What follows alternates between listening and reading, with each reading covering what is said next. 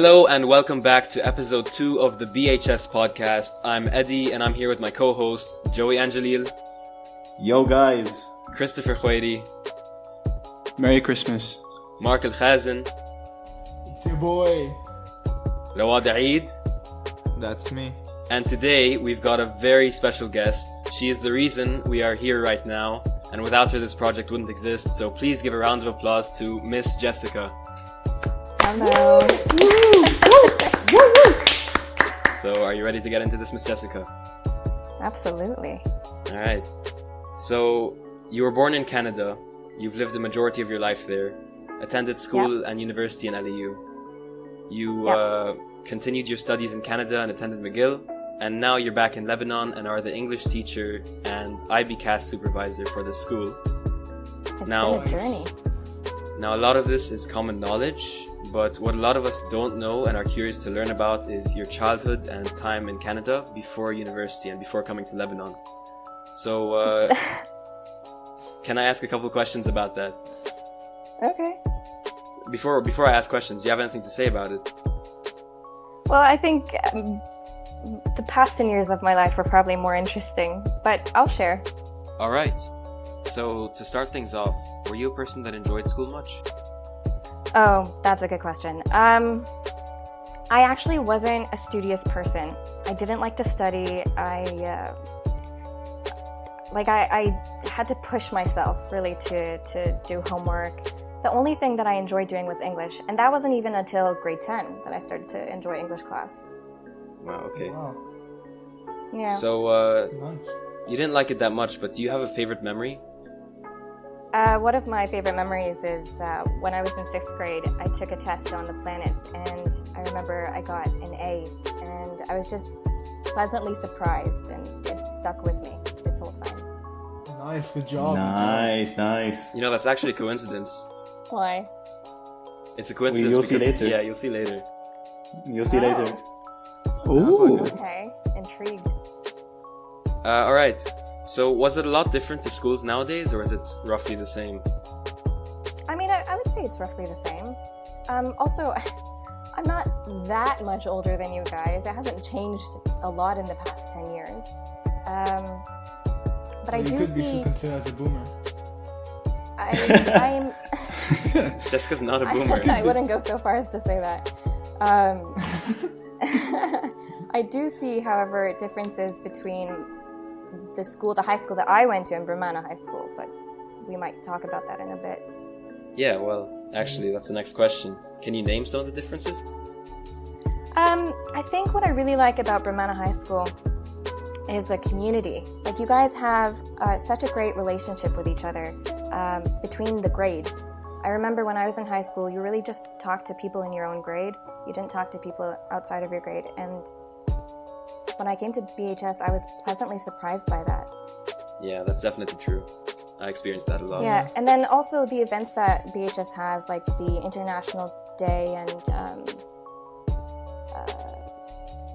what else? You guys have the May Festival. Yeah, Right, all of these things. My school didn't have those kinds of events, and I find that that's a really fun way to get to bring people together. Oh wow. Yeah. And finally, if you could go back and change one thing, what would you change? Oof, that's a hard one. Is there anything you would change? You know what? No, No? I wouldn't. I'm happy with the person that I am today, and it wouldn't have That's happened. the spirit. That's a good answer. Right. That's a pretty bold statement. Good answer. Yeah. Okay, so now there's when you went to LAU. So like most of us now, the people that are watching, you know, they could be in our age and like they're worried about like what university and all that stuff. We just Right. don't know, you know. So right when you go to university, you pick your own subjects and stuff like that. So it depends. I think I know that here the system is if you go freshman, I think they choose the courses for you. If I'm not mistaken. I didn't go in. No? Okay. Well, I went in as a sophomore, and I did get to choose my own courses. However, it's difficult because they give priority to seniors, of course. So by the time your time comes up where you get to choose your own courses, a lot of them have filled up. Yeah. So in those subjects, what was your favorite? Well, I majored in literature, in English lit, and Yeah, we figured. No, I'm learning this newly. This is new information. I loved all of them. I didn't have a specific course that I liked. There was rather a course that I didn't enjoy, which was literary linguistics, simply because I much prefer literature over language. Okay. Yeah. So that actually answers our next question as well, because would you like prefer literature over all your other subjects like that you did during LAU? Yes. Yeah. It's my passion. I followed my passion, and I'm very happy that I made that decision. Okay. And do you have any advice to like the kids out there that want to go to those universities? Follow your passion.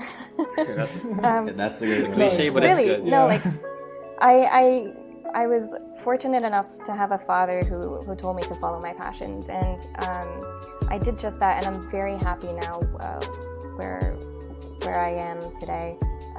And I think that a lot of students don't have that kind of encouragement, but I think it's very important. I think it's important to do something that you love. Yeah, especially nowadays, because in Lebanon, Yes.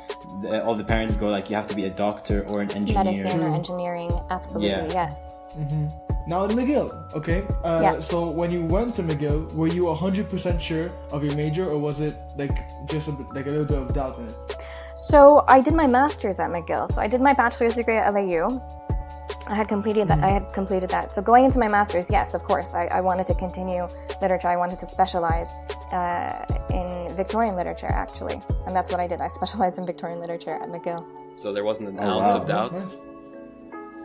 No ounce of doubt. No, actually, it was in LAU when I had the doubt. I remember my first semester, I got back my first paper, and I wasn't happy with the grade, and I started to panic, and I started to look at other majors. I'm like, oh, I should go into biology. And I just totally freaked out. But what ended up happening is I looked at the comments that the professor made, I applied it the next time, and then I got a really good grade, and it just went up from there.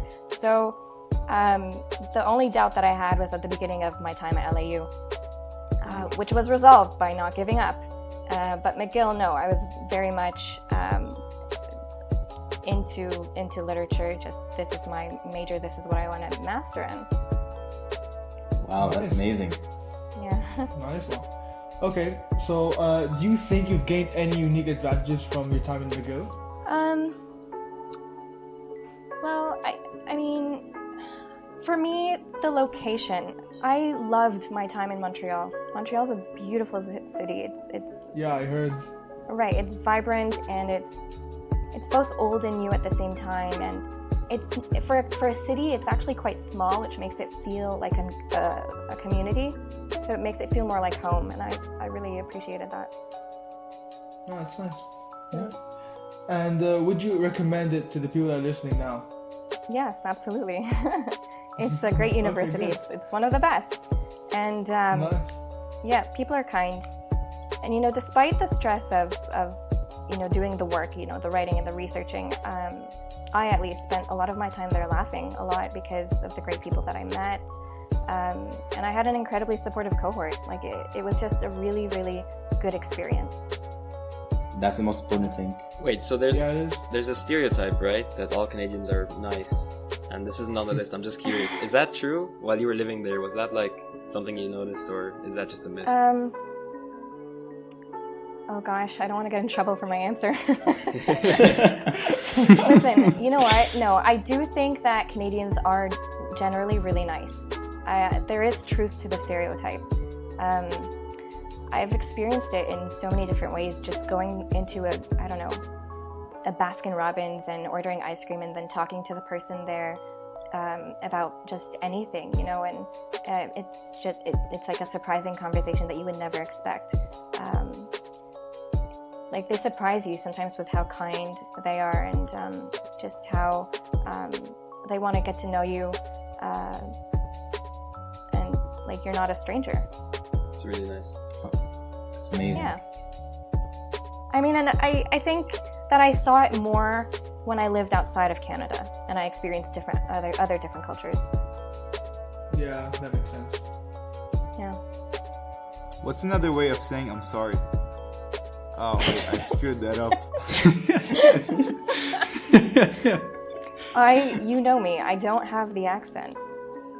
Can you replicate the accent? Oh gosh. I mean, Do it for the boys. sorry? I don't know. Okay. That's the one. That's the one. I've only met one person in Canada who actually speaks like that when I was living in Alberta for a couple of months, and I could barely understand him. Yeah, but otherwise I'd never met anybody who speaks that way. That's funny. Yeah. Chris, take it away. All right. So, quick segue into your time in BHS. So you studied at McGill and then you came back here. So what led to your decision to coming back here? Yeah, I love Lebanon. You know, it was actually really hard for me to be away. When I first came to Lebanon in 2011 for my bachelor's degree, that's when I really experienced another culture and another country. I had been in Canada my whole life. I didn't know anything else. And so it was a bit of a culture shock, but I eventually grew to love it. I loved the language, the people, the weather, definitely the weather. And I fell in love. Going back to Canada was actually really difficult for me when I went to do my master's. So making the decision to come back to Lebanon, that was easy. And my family was here as well, and I missed them, so it was nice to come back to them. Oh, that's nice. That's really nice. So, in that vein, what are some really, really juxtaposed differences between Canada and Lebanon? I mean, everything. They're completely different countries. The weather. Honestly, yes, like simple things like the weather, very different. You know, the winter here is much shorter and it's not as harsh as it is in Canada. I mean, they're just, you know, everything is different, down to the fruits and vegetables. I can't really compare. They both have their advantages. I think they're both beautiful in their own different ways. Very true. You miss the mukhiya, don't you? Sorry? You miss the mukhiya. I miss the mlakhiya. Yeah. Honestly, what I missed the most was the akadine. I didn't know. Yummy. Yes, Yummy. they are my favorites. We don't really have them in Canada. If they are available, I think they're imported. I just don't know where they're imported from. My first time trying them was when I came back when I came to Lebanon in 2011, and I fell in love with the fruit. It's my favorite fruit of all time. I wait for it for this season actually every year. Just She's to have Lebanese them. at heart. She's Lebanese. Yes, yes. Yes! Patriotism, baby.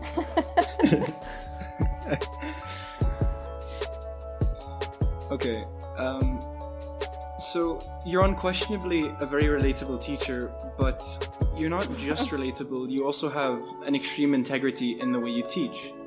How do you think you got that skill? Do you think you got it through practice, or was it just something that came through naturally?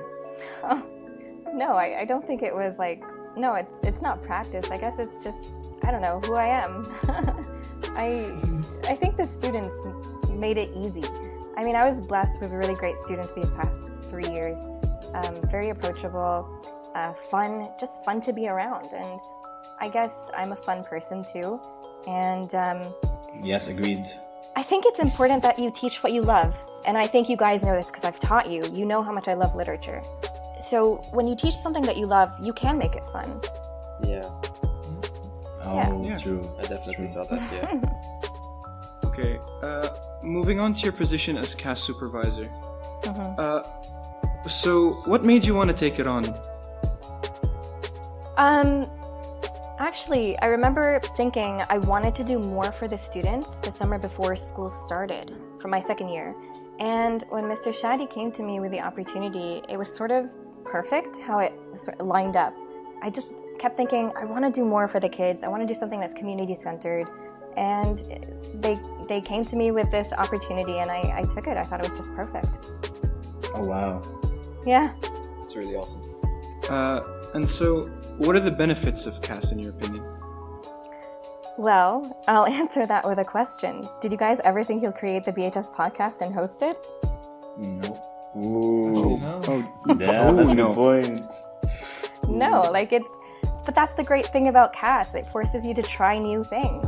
And, it's about self-growth and not at all about academics. We live, like we said before, in a world where, for some, school is the only priority, and students feel pressured to study medicine, business, and engineering. And that can be really exhausting, especially if that's not where your talent lies.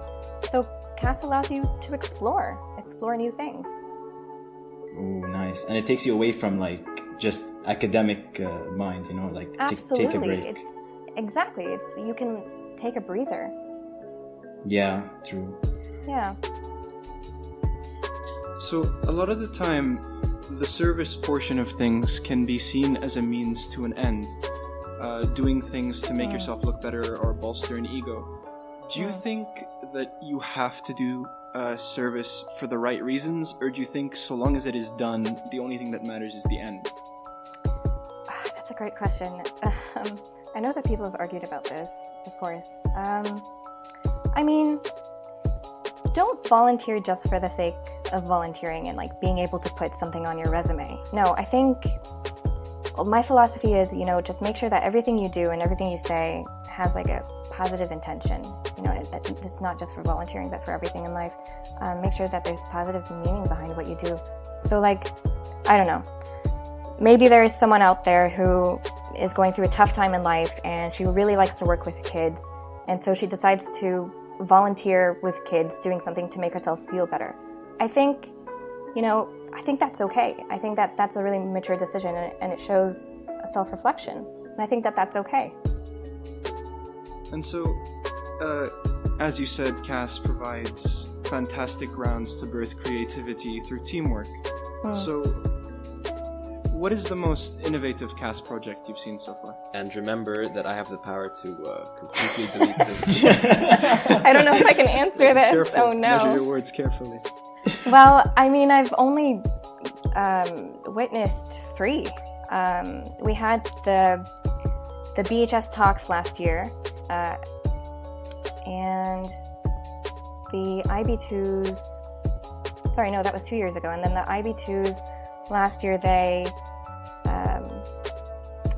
created a mural for the public school across BHS, which was really beautiful. It was a message of hope to the kids. And then you guys are doing the podcast, and I'm still waiting on the other projects. I think, I don't have a favorite. I think they're all well-intentioned, and I think they're all very creative in their own way. Yeah. This is your favorite. Oh, this is your favorite. Well, this one, you're featuring me, which is pretty cool. I never in my wildest dreams thought I'd be featured in a podcast. Khalas, we're gonna publish it. We're gonna publish it a lot, don't worry. Yeah. Well, Miss, how do you feel about us potentially publishing it to the New York Times? Oh, wow. If it gets there, I'll be really proud of you. You're gonna be famous. I would rather not be.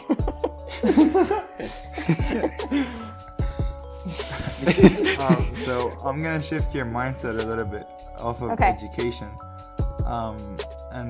For those who don't know, Miss Jessica has music tastes ranging from George Michael all the way to Childish Gambino. Do you have a favorite artist or genre, or do you tend to move around a lot? Man, the favorite question always gets me. I can never really answer that. Well, I get it. Yeah, I was raised by musicians, so there was always music in the house, always. And of course, in my younger years, I didn't get to choose the music because I didn't know anything. And so I grew up listening to what my parents loved.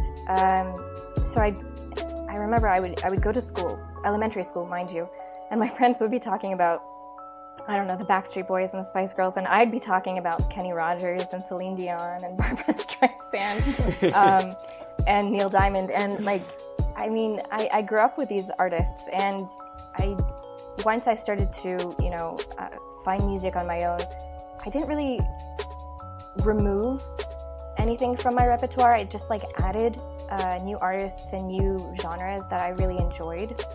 And I remember actually, maybe a couple weeks ago, I had an online class, and one of my students, I don't know how we got to this discussion, but he started talking about the All-American Rejects.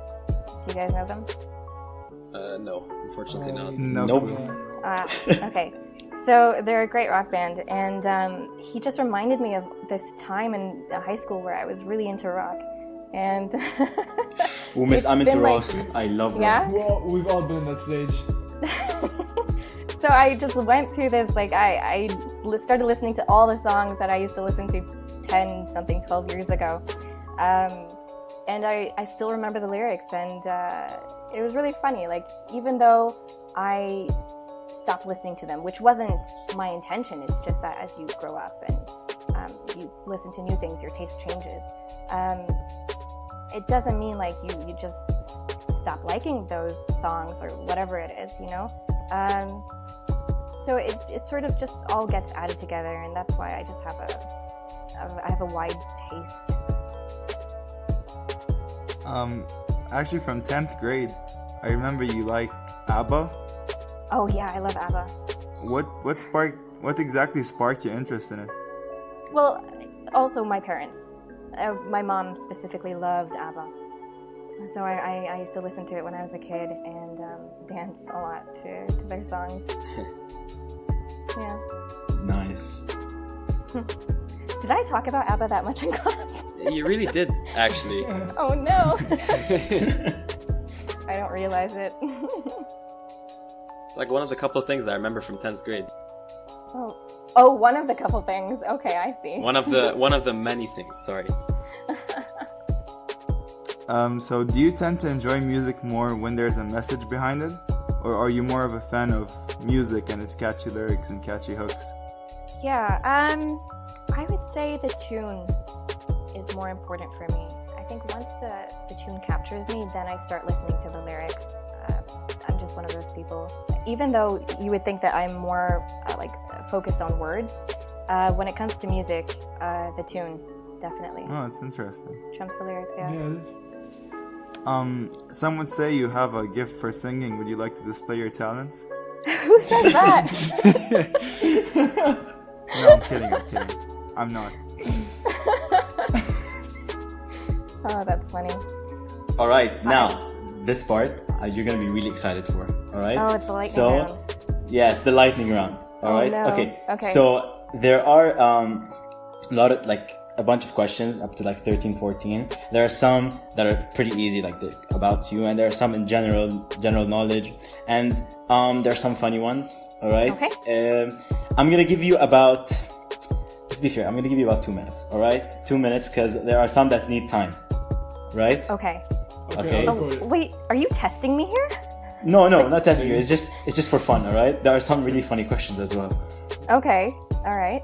All right. Are you ready? Okay, go. Okay. Now, first one. What's your favorite book? Pride and Prejudice. Okay. Now, what's your favorite movie? These favorite questions. You gotta answer quick, or you can pass. You can pass if you don't want to answer. Pass. All right. Now, what is Obama's last name? Barack. No, Obama. He's done it. Okay. Now, the fourth one. Most known disease. Okay, it's a biology question. Most known diseases result from mutations that cause a gene to produce a defective something, which blocks the functioning you of lost a me at the metabolic first pathway. word. No. Okay, I'm gonna answer there's again. Only one go. Yeah, there's one go. Come on. Okay, pass. Now, can you name the order of the planets in our solar system under 15 seconds? Nope. Come on, you can do it. You got it. Despite So- an A try. in 6th grade, I cannot. So all Alright, that talk pass. about acing your planet test. We're wasting time. Okay, now math question. Okay, very simple. 4 plus 3 minus 4 multiplied by 12 minus 7, but in brackets. 12 minus 7 is in brackets. Are you guys kidding I can me? repeat. I can repeat. Yo, come on. You're wasting time. Hold on. Okay, fine. 4 plus 3 minus Okay. 4 times 12 minus 7, which is in brackets. Oh, carry the one. Hold on. No, I lost it. I can't. Something. It was 84 at some point, I think. No, it's -13. Okay, now Okay, fantastic. cats or dogs? Dog. Okay, what color is it? What color is a giraffe's tongue? Gray. No, wrong. Okay, what do you call a cow that's been stuck in an earthquake? Don't know. Tell me. Milkshake. Okay. Now, can you make a 4-line poem with a primary rhyme being Miss J? Actually, it's funny that you say that because I wrote one today for my 9th graders. Ooh, nice. But Miss J was like the last line. Can I find it and share it with you guys? Yeah. All right, we'll skip it for the end. Okay. We heard you've been affiliated with a person named Joe. Can you elaborate on that a little? What? Have I? Come on. Think about it. What do you mean? I don't know what you mean. Joe. You know miss. Joe? You know who Joe is? No. I'm not saying it. It's Joe. You don't know who Joe is? Yeah, she has the chest. Joe Mama. Ha. What? Nothing. Okay. So, can we see your 4-line poem, please? So we can give you the points. Yes.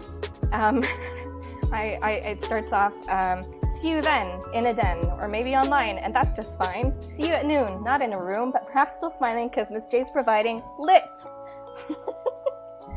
Nice. I'll clap for that. You know, Okay, good one. All right, so 3 minutes, but like it's okay. It's okay. no, that was pretty good. Surprised me with some of those. I did not expect math and science. All right, so I'll give you the points. So, you got the favorite book, favorite movie, you skipped, so you 1 point. Obama's last name, you got that, so 2 points. The biology question, you gave up. She got Barack. All right. Barack. Name the order of the planets. I was upset from that because I want to prove that A of yours. I'm but sorry. It's fine. It's fine. 6th Don't worry grade, about long it. time ago. All right. Cats or dogs? You picked dogs, right? Correct Yes. answer. Although I Double really love point. cats. That's double All right. Yeah. Okay, Giraffe's no, tongue. You were close. I'm gonna give you that point. You said gray, but it's black. It's not gray. So I'll give you that Okay. point. Okay. So this is 4 points. What do you call a cow that's been stuck in an earthquake? You didn't answer that. It was a milkshake. It's a milkshake. It's just a joke, fine. right? All right. And the 4-line poem. You've got it. So 5 points. Nice. Woo! Right? Do you plan on testing all the people that you interview? Maybe. Yeah. Maybe. Yeah. Sure. You never know. Oh, that was shocking. All right. I hope you enjoyed the lightning round. Very interesting. Okay. By the way, for the biology question, I had no idea what the answer is. I just found something Oh, okay. online. I know So, the yeah. answers. It's enzymes. Oh yes, cool. Yes. Of Yes. course. I thought it was Answer the mitochondria. question. Right. Enough about that. So we told you there was going to be a surprise topic, and you were scared. You might still be scared when we mention it. I don't know. Be afraid. Uh-oh. I am. No, I'm not.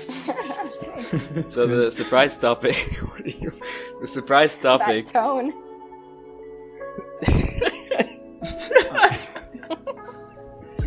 Surprise topic is coronavirus conspiracy theories, Oh no.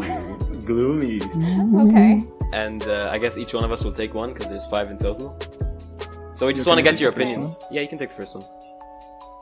On the theories? Oh lord. Yeah, just opinions. Okay. Yeah. Just a quick disclaimer before we present these. These are 100% true. They're backed by hundreds of thousands, if not millions, of scientists around the globe. There is no shred of evidence that these are untrue. Okay. So let's start. The first fact. Coronavirus doesn't exist. You're all lying to everyone. You see that tower in the distance? You see it? It's right behind that hill. Yeah, no, that's a 5G tower. Yeah, your distant relatives in Scandinavia, yeah, they died of coronavirus due to that 5G tower over there. The government is lying to you. Don't use the internet. We want Miss Jessica's opinion, not yours. My opinion on this. Yeah, how do you feel about that? Sorry. I mean, what can you say about things like this? I don't know. I think a lot of people are in denial, which, I mean, I understand why they would be in denial. These are scary times, and so they don't want to believe that it's happening. That's my opinion. It's a good one. Wait, so you're saying you don't think it's real? I did not say that. I said there are a lot of people in denial who think that it's not real. So you're not taking a side. Oh, I have to take a side? If you want. If you want, I mean... Oh, it's real. Oh. Yes, that's the spirit. Yes, that's the stuff. Wait, Chris, weren't you against it? Oh, the conspiracy's real. No, they're all true. Yeah, they're all true. Wait. I'm so confused. Next conspiracy. Yes. Okay. You want to go, Joey? Who's on good? Yeah, I'll take it. Yeah, Okay. go. So it's they're saying that it's an organized attack to diminish world economies. Oh, I haven't heard this one. I've watched many videos of like 50-minute videos talking about China trying to destroy other economies. There's America as well. So like it's pretty confusing, and there is actually real life evidence of like China trying to destroy other economies, because China at first they managed to heal most of their citizens before all the other countries. So yeah, what do you think about that? I mean, I don't know. I don't know. I don't know much about the topic, so I don't feel like I can give a proper opinion. And I don't like to listen a lot to conspiracy theories, just because like you're never gonna get an answer. So I try not to trouble myself with them. Fair enough. So I really don't know. All right, fair enough. I'll take the next one. Okay. So the coronavirus pandemic thing is just an attempt by Bill Gates to depopulate the planet. Damn it, Gates is at it again. No, I firmly disagree with this one. I think Bill Gates is a great person just from like interviews. I think he's like a genuine guy, and that just does not line up with him, with how I see him, and with how a lot of people see him. I agree. That's probably what you want you to think. Anything could happen. Well, that's very true now. Next up, Yeah. coronavirus is a ploy to get rid of the boomer generation. You're kidding. I hadn't heard of that one. Because you know That's how a it's... terrible one. Yeah. but Oh no. it is taking out more old people than it is taking out young. Exactly. Yeah. But I mean, that's because of, you get older, your immunity is not as strong anymore. That was a terrible theory. No, I don't think that that's the case at all. Eventually, we're all going to die. Why be killed by coronavirus Wow. when our time is limited? Well I said. like to call it the boomer remover. Oh no. Please. Oh, that's awful. Oh no. I mean, you could be kind and just say boomer reducer. Oh my god, it works. People are actually saying that? Yeah? Yeah. It's all on the internet. Oh no.